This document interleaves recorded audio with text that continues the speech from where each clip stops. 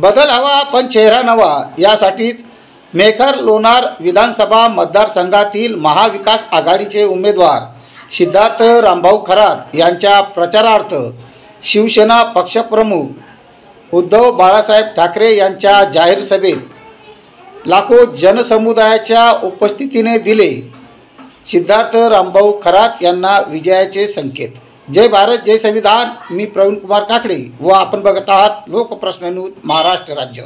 विधानसभा निवडणुकीच्या अनुषंगाने मेखर लोणार विधानसभा मतदारसंघात बदल हवा पण त्यासाठी चेहरा नवा यासाठी या मतदारसंघातील मनातील भाव ओळखून मतदारसंघात विकासाच्या कामाला गती देण्यासाठी शेतकऱ्यांच्या शेतमालाला हमी भाव देण्यासाठी बेरोजगारांना कायमस्वरूपी नोकऱ्या देण्यासाठी महाविकास आघाडीकडून उमेदवार म्हणून सिद्धार्थ रामभाऊ खरात हे उभे असून त्यांच्या प्रचारार्थ या मतदारसंघाचा विकास दौरा पाहण्यासाठी शिवसेना पक्षप्रमुख उद्धव बाळासाहेब ठाकरे यांची जाहीर सभा आयोजित करण्यात आली।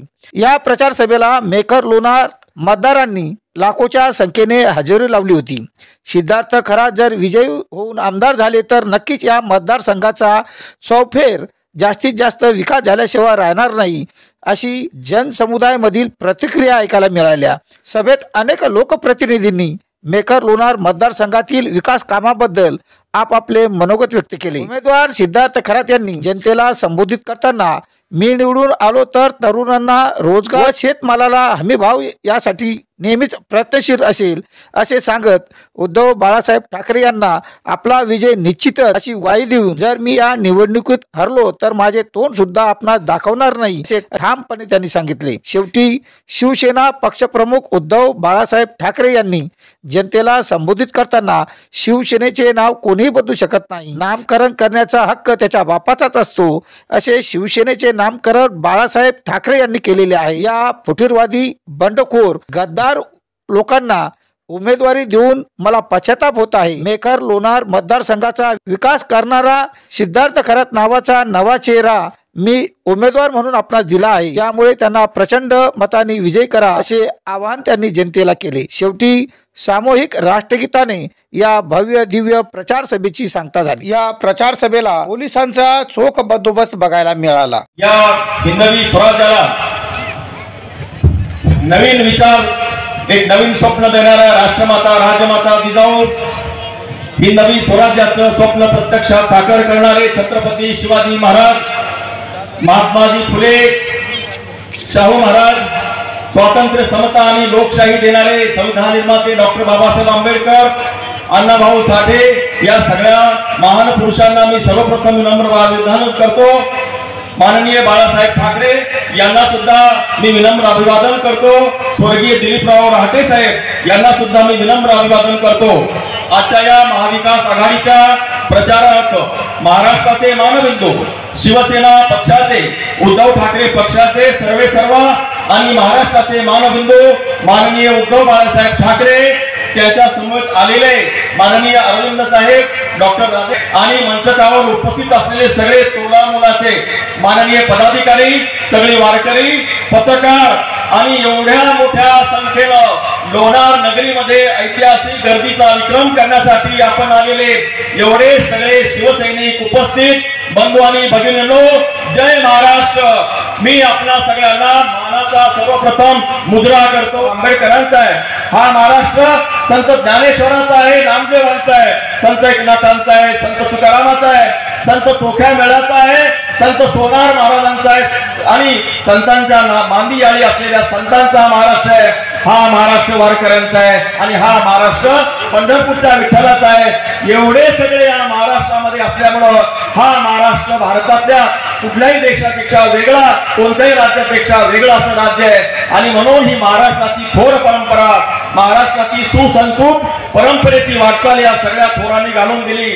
महाराष्ट्राचं राजकारण, समाजकारण त्या अर्थानं पुढे चाललेलं आहे। यशवंतराव चव्हाण असतील, माननीय शरद पवार साहेब असतील, माननीय विलासराव देशमुख असतील आणि माननीय उद्धव बाळासाहेब ठाकरे साहेब असतील यांनी याच परंपरेचं अनुपालन महाराष्ट्रामध्ये केलेलं आहे। भारतीय जनता पक्षाची सगळी पाळमुळं या ठिकाणी उद्ध्वस्त होणार होती, त्याची भीती घेऊन या ठिकाणी खंदा फितुरी झाली, कारस्थानं झाली आणि बेईमानी झाली, गद्दारी झाली आणि महाराष्ट्राचे मुख्यमंत्री असलेले उद्धव साहेबांना त्यांचं मुख्यमंत्री असलेलं निवासस्थान वर्षात सोडावं लागलं। ज्या दिवशी माननीय उद्धव साहेबांनी वर्षा निवासस्थान सोडून त्यांचा प्रवास मातोश्रीकडे सुरू केला, आपल्या सगळ्यांना माहिती आहे महाराष्ट्राच्या इतिहासामध्ये तो काळा कुट्ट असा दिवस आहे।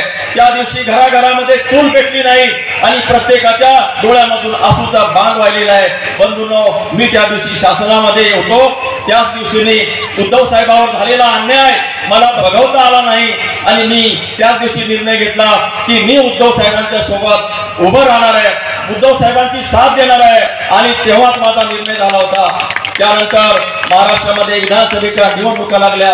बंधूंनो, मी या कारशुनीच्या जवळच्या गावामध्ये होतो, जो हा आपला मेहकर मतदारसंघामध्ये माझं गाव येतं, पूर्वीचं गाव होतं। मी एक खेड्यातला माणूस आहे, इथे निंदन करून, खुरपण करून, कामं करून, शेतमजुरी करून मी शिकलेलो आहे। 10-10 किलोमीटर मी शाळा केलेलं आहे आणि त्यानंतर मी संघर्ष करून नोकरी मिळवली, मंत्रालयामध्ये अधिकारी झालो, अनेक मंत्री महोदयांचे खासगी सचिव झालो आणि उच्च पदस्थ काम केलं। अनेक कॅबिनेटचे प्रस्ताव मी मंजूर केले, अनेक शासकीय धोरणं घेतलेली आहेत। माझे 20 वर्षाचा कालावधी जो आहे तो संपूर्णपणाने मंत्री महोदयांच्या समवेत राहिलेला आहे। अनेक कायदे, अनेक धोरणं केलेली आहेत। हा सगळा अनुभव गाठीशी असताना मी मंत्रालयामध्ये रमलो नाही, गावाकडे येत राहिलो। माझ्या गावाकडे, माझ्या शेतामध्ये, बांधावरती, गुराढोरांच्या शेतामध्ये, मुतामध्ये, मातीमध्ये मी हात घालत राहिलो। बंधूंनो, मी शेतकरी मुलगा आहे आणि शेतीचं दुःख, इथल्या बेरोजगारीचं दुःख मला माहिती आहे। एका मतदारसंघामध्ये निवडणूक लढवण्याचं ठरवलं आणि मला माननीय साहेबांनी आशीर्वाद दिले। मी सर्वप्रथम हात जोडून साहेबांचे आभार मानतो की सरांनी माझ्यावरती खूप मोठी जबाबदारी टाकलेली आहे। सर, मी आपल्याला विश्वास देतो, आपण जी माझ्यावर विश्वासाला जी जबाबदारी दिली आहे त्याला तडा जाऊ देणार नाही। महाराष्ट्रामध्ये विक्रमी मतानं ही जी विधानसभेची जी निवडणूक आहे ती मी जिंकून दाखवील आणि मी जर जिंकलो तरच तुम्हाला माझं तोंड दाखवील, नाही तर मी सर तुम्हाला भेटणार पण नाही, हा माझा ठाम विश्वास आहे।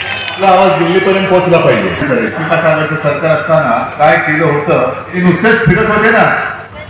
ठीक आहे, तुमचा आरोप मी एक क्षणभर मान्य करतो की मी घरी बसून होतो, पण मी घरी बसून माझा महाराष्ट्र सांभाळला होता आणि हे लोक महाराष्ट्र फिरतायत आणि लोकांची घरं फोडतायत। तुम्हाला घर फोडणारे पाहिजे की घर सांभाळणारे पाहिजे? पण मेहकर हा आपला मतदारसंघ आहे, शिवसेनेचा आहे की निवडणूक आयोगाने काही निकाल लावले, त्यांचा अधिकारच नाही। शिवसेना नाव दुसऱ्याला द्यायचा, निवडणूक आयोगाला काहीचा अधिकार नाही, मी तो मानत नाही। आमचं निवडणूक चिन्ह तुम्ही काय द्यायचं नाही द्यायचं हा तुमचा अधिकार आहे। उद्या तुम्ही म्हणाल की कोणाला मूल झालंय, तुझ्या मुलाचं नाव हे ठेव, तर चालणार नाही, ते त्याच्या आई वडिलांचा अधिकार आहे। तसाच शिवसेना हा नाव बदलण्याचा अधिकार कोणत्याही या धोरणांना नाहीये। हे निवडणूक अधिकारी आयुक्त जर माझ्या शिवसेनेचं नाव दुसऱ्याला देणार असतील तर मी निवडणूक आयुक्तांना सुद्धा गेल्या लोकसभेपासून मी धोंड्याच म्हणायला लावलं, हे धोंड्या, दरोडेखोरांची टोळी दरोडेखोरांच्या प्रचाराला येत आहे। हे असे पंतप्रधान आणि असे गृहमंत्री आपल्या देशाला काय मिळणार आहे? पंतप्रधान तिकडे धुळ्यामध्ये येऊन गेले, बरं सुरुवात चांगली केली, आला धुळ्यात आला, आता मार्च तुम्हाला धुळ्यात चालणार आहे। 6 वर्षामध्ये जे जे केलं ते सगळं कोलमडलं। काल परवाकडे बुलेट ट्रेनचा पूल सुद्धा कोसळला, तो मधल्या कुठल्या एअरपोर्टचं, जबलपूरचं कुठल्या एअरपोर्टचं त्याचं छत कोसळलं, राम मंदिर बांधलं ते गळायला लागलं, नवीन लोकसभेचं संसद भवन बांधलं ते गळायला लागलं, मुंबईच्या कोस्टल रोडची वाट तिकडे खड्डे पडले होते। त्याने आपल्याला टीका केली की यांच्याकडे, यांच्या गाडीला म्हणे ताकदच नाहीये, असं काहीतरी बोलले।